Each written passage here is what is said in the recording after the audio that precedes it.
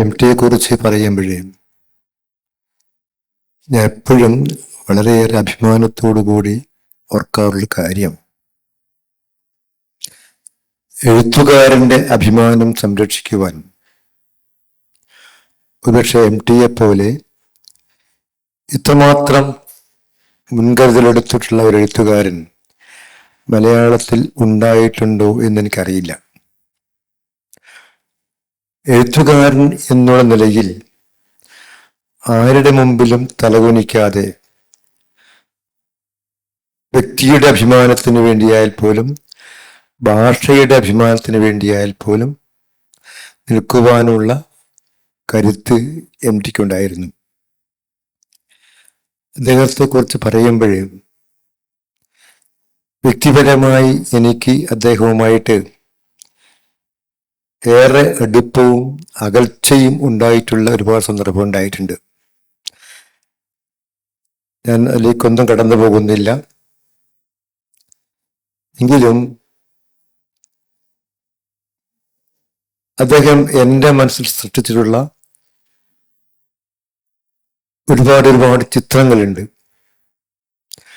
ആ ചിത്രങ്ങളിലൊന്ന് നേരത്തെ ഇവിടെ ശ്രീകുമാർ പറഞ്ഞ പോലെ മാതൃഭൂമിയിൽ നിന്ന് ഒട്ടും ആഘോഷമില്ലാതെ ഇറങ്ങി വന്ന് നിശബ്ദനായിരുന്ന ഒരു എം ടി ഉണ്ട്. കുറെ കാലം പൊതുസമൂഹത്തിൽ ഒന്നും പ്രത്യക്ഷപ്പെടാതെ ഇരുന്ന എം ടി. അങ്ങനെ ഇരിക്കുമ്പോഴാണ് അദ്ദേഹത്തെ പൊതുരംഗത്തേക്ക് കൊണ്ടുവരുവാൻ എങ്ങനെയാണ് കഴിയുക എന്ന് അന്ന് ഞാൻ കൂടി പങ്കാളിയായിട്ടുള്ള അങ്കണം സാംസ്കാരിക വേദി, തൃശ്ശൂരാണ് അതിൻ്റെ ആസ്ഥാനം. ഷംസുദ്ദീൻ ഒരിക്കൽ എന്നോട് വിളിച്ചു പറയുന്നു, നമുക്ക് നമ്മുടെ അടുത്ത ക്യാമ്പിൻ്റെ ഉദ്ഘാടനത്തിന് എം ടിയെ കിട്ടുകയാണെങ്കിൽ വലിയ ഒരു കാര്യമായിരിക്കും. അദ്ദേഹം കുറേ നാളായല്ലോ എവിടെയും ആരോടും പൊതുരംഗത്തേക്കൊന്നും പ്രത്യക്ഷപ്പെടാതെ ഇങ്ങനെ മാറി നിൽക്കുന്നത് എന്ന്. സ്വാഭാവികമായിട്ടും കോഴിക്കോട്ടുകാർ എന്നുള്ള നിലയ്ക്കും എം ടിയുമായിട്ട് അടുപ്പമുള്ള ഒരാൾ എന്നുള്ള നിലയ്ക്കും അദ്ദേഹം പറഞ്ഞു, അദ്ദേഹത്തെ എം ടിയെ ക്ഷണിക്കാൻ വേണ്ടി അദ്ദേഹത്തോടൊപ്പം ഞാൻ കൂടി കൊട്ടാരൻ റോഡിലുള്ള സിതാരയിലേക്ക് വരണമെന്ന് പറഞ്ഞപ്പോഴേ ഞാനത് വളരെ സന്തോഷപൂർവ്വം സ്വീകരിക്കേണ്ടായത്. ഞാനും ഷംസുവും കൂടി എം ടി കാണാൻ വേണ്ടി സിതാരയിൽ ചെല്ലുന്നു. അപ്പോൾ എം ടി വളരെ ഹൃദ്യമായിട്ടാണ് ഞങ്ങൾ സ്വീകരിച്ചത്.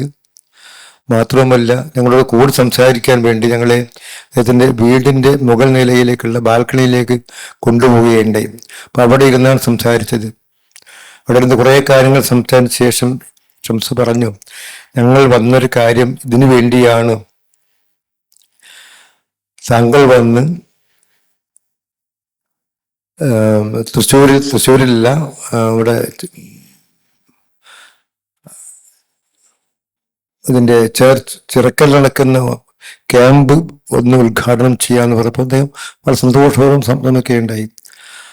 അന്ന് വന്ന് അദ്ദേഹം നടത്തിയ പ്രസംഗം ഇപ്പോഴും എൻ്റെ മനസ്സിലുണ്ട്. അത്രമാത്രം ഉജ്ജ്വലമായി സംസാരിക്കാൻ കഴിയുന്ന ഒരു പ്രഭാഷകനെ ഞാൻ ആദ്യമായിട്ടാണ് എം ടിയിൽ കാണുന്നത്. എം ടിയെ കുറിച്ച് പറയുമ്പോൾ യഥാർത്ഥത്തിൽ എൻ്റെ മനസ്സിൽ മറ്റൊരു ചിത്രം കൂടിയുണ്ട്. ഞാനൊരു വാരികയുടെ എഡിറ്ററായി ജോലി ചെയ്യുമ്പോൾ തൊട്ടപ്പുറത്ത് വാരികയോടൊപ്പം ഒരു പത്രമുണ്ട്. അപ്പോഴാണ് എം ടി വളരെ രോഗസങ്കീർണമായിട്ട് ഏത് നിമിഷത്തിലും വിട്ടുപോകുമോ എന്നുള്ള ഒരു ആശങ്ക പടർന്ന അവസരത്തിൽ അവിടെയുള്ള പത്രാധിപർ CP ശ്രീധരൻ എന്നോട് പറഞ്ഞു, നിങ്ങൾ എം ടിയുടെ നാട്ടുകാരും കൂടിയാണല്ലോ, ഞങ്ങൾക്ക് ഒരു റിപ്പോർട്ട് എഴുതി തരണം, കാരണം നമുക്ക് കൊടുക്കേണ്ടി വരും. അങ്ങനത്തെ ഒരു അവസ്ഥയിലാണ് അദ്ദേഹം കഴിഞ്ഞതെന്ന് പറയുകയുണ്ടായി. അത് എന്നെ വളരെ ആശങ്കപ്പെടുത്തുകയുണ്ടായി. പക്ഷെ നിവൃത്തിയില്ലാത്ത കൊണ്ട് ഞാൻ ആ റിപ്പോർട്ട് എഴുതി കൊടുത്തു. റിപ്പോർട്ട് എഴുതുമ്പോഴൊക്കെ തന്നെയും എൻ്റെ മനസ്സിൽ ഇങ്ങനെയൊന്നും സംഭവിക്കല്ലേ എന്നുള്ള ഒരു പ്രാർത്ഥന ഉണ്ടായിരുന്നു. എൻ്റെ പ്രാർത്ഥന പോലെ തന്നെ MT അത്ഭുതകരമായിട്ട് ആ രോഗത്തിൽ നിന്ന് രക്ഷപ്പെടുകയുണ്ടായി. പലപ്പോഴും CK രാമചന്ദ്രൻ കാണുമ്പോഴൊക്കെ തന്നെ പറയും, MT എങ്ങനെ രക്ഷപ്പെട്ടു എന്ന്. അദ്ദേഹം അദ്ദേഹത്തെ ചികിത്സിച്ചത് എങ്ങനെ അദ്ദേഹത്തിന് പോലും അറിയില്ല. അങ്ങനെ വളരെ അത്ഭുതകരമായ രക്ഷപ്പെടലായിരുന്നു അദ്ദേഹത്തിൻ്റെത്. പിന്നീട് നാം കാണുന്നത് അത്ഭുതകരമായ രീതിയിലുള്ള സാഹിത്യത്തിലേക്കുള്ള എഴുത്തിന്റെ തിരിച്ചുവരവാണ്. അദ്ദേഹം 2-ാം ഊഴം എഴുതുന്നു, പിന്നെ ധാരാളം സിനിമയ്ക്ക് വേണ്ടി എഴുതുന്നു, അതിന് പുറമെ തുടർ പുസ്തകങ്ങൾ വരുന്നു. വളരെ അതിശക്തമായി തന്നെ സാഹിത്യത്തിലേക്ക് കടന്നു വന്ന ഒരു MT മറ്റൊരു മുഖമായിരുന്നു. ഈ 2-ാം ഊഴം എന്ന് പറയുന്നത് MTയുടെ യഥാർത്ഥ ജീവൻ തന്നെയാണ്. അത് ഭീമന്റെ കഥയാണെങ്കിൽ പോലും MTയുടെ 2-ാം ഊഴമായിരുന്നത്. അപ്പൊ അത്തരം ആ രീതി വരികയാണ്. അപ്പൊ നമ്മൾ കാണുകയുണ്ടായി. പിന്നെ മറ്റൊരു രംഗം എന്നെ അത്ഭുതപ്പെടുത്തുന്നത്, ഒരിക്കല് MT എന്നെ കാണാൻ വേണ്ടി ഞാനിവിടെ എൻ്റെ പത്രം ഓഫീസിൽ, കേരള ഗവൺമെന്റ് ഓഫീസിൽ വൈകുന്നേരം എന്നെ അത്ഭുതപ്പെടുത്തിക്കൊണ്ട് വരികയുണ്ടായി. വന്നുകൊണ്ട് പറഞ്ഞ അദ്ദേഹത്തിന് വളരെ അത്യാവശ്യമായിട്ട് അക്കാലത്ത് എനിക്ക് പരിചയമുള്ള മുമ്പ് മാതൃഭൂമിയിൽ പ്രവർത്തിച്ചിരുന്ന രവിവർമ്മ എന്നൊരു എഡിറ്റർ ഉണ്ട്. അദ്ദേഹം ഹിന്ദി വിദഗ്ധനാണ്. അദ്ദേഹത്തിൻ്റെ നമ്പർ വേണം. നമ്പർ മാത്രമല്ല, അദ്ദേഹത്തിൻ്റെ പോസ്റ്റൽ അഡ്രസ്സും വേണം. അദ്ദേഹം രവിവർമ്മയും ഞാനുമായിട്ട് എറണാകുളത്ത് ഒന്നിച്ച് പ്രവർത്തിച്ചിട്ടുണ്ട്. അപ്പോൾ എനിക്കറിയാം.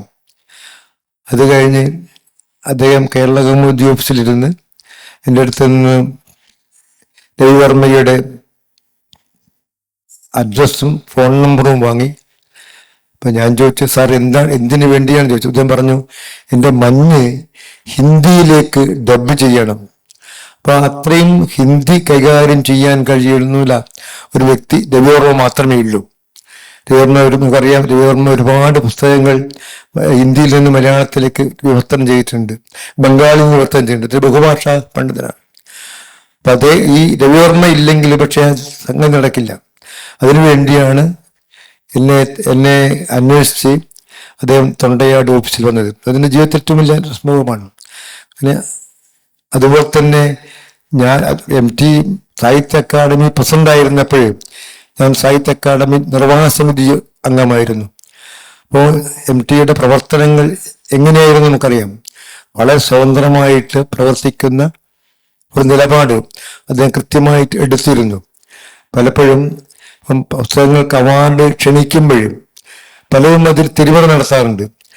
MTയെ സംബന്ധിച്ചിടത്തോളം അത്തരം ഒരു കാര്യം അനുവദിക്കില്ല.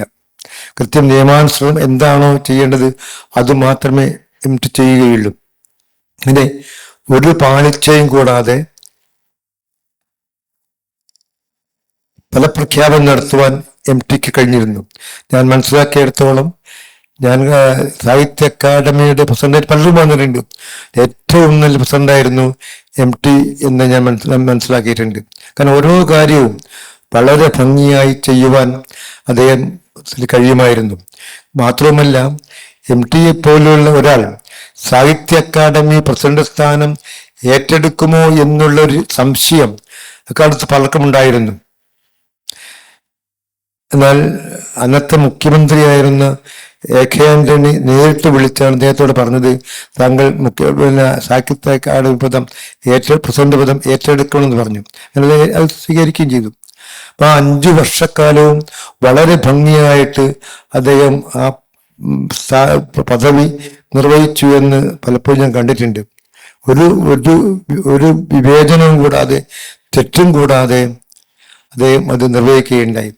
അപ്പോൾ അത്തരത്തിലുള്ള ഒരുപാട് അനുഭവം എനിക്കുണ്ടായിട്ടുണ്ട്. ഒരിക്കൽ പോലും പലരും പറയാൻ, എൻ്റെ തലമുറയിലെ പലരും പറയും, എൻ്റെ കഥ ആദ്യം പ്രസിദ്ധപ്പെടുത്തിയത് അല്ലെ MT ആണെന്ന് പറഞ്ഞു. ഞാൻ ഒരിക്കലും അങ്ങനെ പറയില്ല. കാരണം എനിക്കറിയില്ല, ഞാൻ കണ്ടിട്ടില്ല. പക്ഷേ MTയെ സംബന്ധിച്ചിടത്തോളം ഏറ്റവും പുതിയ എഴുത്തുകാരനെ കണ്ടെത്തുവാനും തിരിച്ചറിയുവാനുമുള്ള അനിതര സാധാരണമായ ഒരു ശക്തി MT എന്നുള്ള പത്രാധിപർക്കുണ്ടായിരുന്നു. പക്ഷെ മലയാളത്തിലെ ആദ്യത്തെ സാഹിത്യ പത്രാധിപർ എന്നുള്ള വിശേഷണം ആർക്കെങ്കിലും ചേരുമെങ്കിൽ അത് MTക്കാണ്. കാരണം അത്രമാത്രം ആ രംഗത്ത് ഫലപ്രദമായി പ്രവർത്തിക്കുവാനും പുതിയ പുതിയ എഴുത്തുകാരെ വാരികയിലേക്ക് കൊണ്ടുവരുവാനും അവരെ വളർത്തുവാനും എം ടിക്ക് കഴിഞ്ഞു എന്നത് യാഥാർത്ഥ്യമാണ്. ഇപ്പോൾ എം ടിയെ പോലുള്ള ഒരു പത്രാധിപർ നമുക്കിന്നില്ല. അതുപോലെ തന്നെ എം ടിയെ പോലുള്ള എഴുത്തുകാരൻ നമുക്കൊന്നില്ല. ഞാൻ നേരത്തെ പറഞ്ഞല്ലോ, അദ്ദേഹം ഒരിക്കൽ പോലും അഭിമാനം പണയം വെച്ചുകൊണ്ട് തന്റെ കൃതി ഏറ്റവും മഹത്തരമാണ് എന്ന് ഒരിടത്തും ഉദ്ഘോഷിക്കാതെ അത് അതിൻ്റെ വിധിക്ക് വിട്ടുകൊണ്ട് പോകുന്ന ഒരു എഴുത്തുകാരൻ. അത്രയും തൻ്റെ എഴുത്തിലുള്ള ഒരു ആത്മവിശ്വാസം അദ്ദേഹം എന്നും എക്കാലത്തും അദ്ദേഹം പ്രകടിപ്പിച്ചിരുന്നു. ആ ഒരു ആത്മവിശ്വാസമാണ് എം ടി എന്ന എഴുത്തുകാരനെ ഞാൻ കണ്ടെത്തിയിട്ടുള്ളത്. അങ്ങനെയുള്ള ഒരു എഴുത്തുകാരനെയാണ് നമുക്ക് നഷ്ടപ്പെട്ടിട്ടുള്ളത്. നമുക്ക് എക്കാലത്തും മാതൃകയാക്കാൻ കഴിയുന്ന ഒരു പത്രാധിപർ എന്നുള്ള നിലയിൽ, പ്രഭാഷകൻ എന്നുള്ള നിലയിൽ ഒരു പ്രഭാഷണം നടത്തുകയാണെങ്കിൽ ഒരിക്കൽ പോലും അതിൽ വിട്ട് ഒരു കാര്യവും എം ടി പറയില്ല. എന്താണോ പറയാൻ ഉദ്ദേശിച്ചത് അത് കൃത്യമായിട്ട് പറഞ്ഞ് അവസാനിപ്പിക്കുന്ന രീതിയാണ് അദ്ദേഹം സ്വീകരിച്ചിട്ടുള്ളത്. അത് വളരെ വ്യക്തമായിട്ട് പറയുകയും ചെയ്യും. അതിലൊന്നും ഒരു സംശയവും ഇദ്ദേഹത്തിനില്ല. അങ്ങനെയുള്ള ഒരു വ്യക്തിയാണ് നഷ്ടപ്പെട്ടിട്ടുള്ളത്. അദ്ദേഹത്തിൻ്റെ ഓർമ്മകൾക്ക് മുമ്പിൽ സാദരം തലകുനിച്ചുകൊണ്ട് ഞാൻ അവസാനിപ്പിക്കുന്നു. നന്ദി, നമസ്കാരം.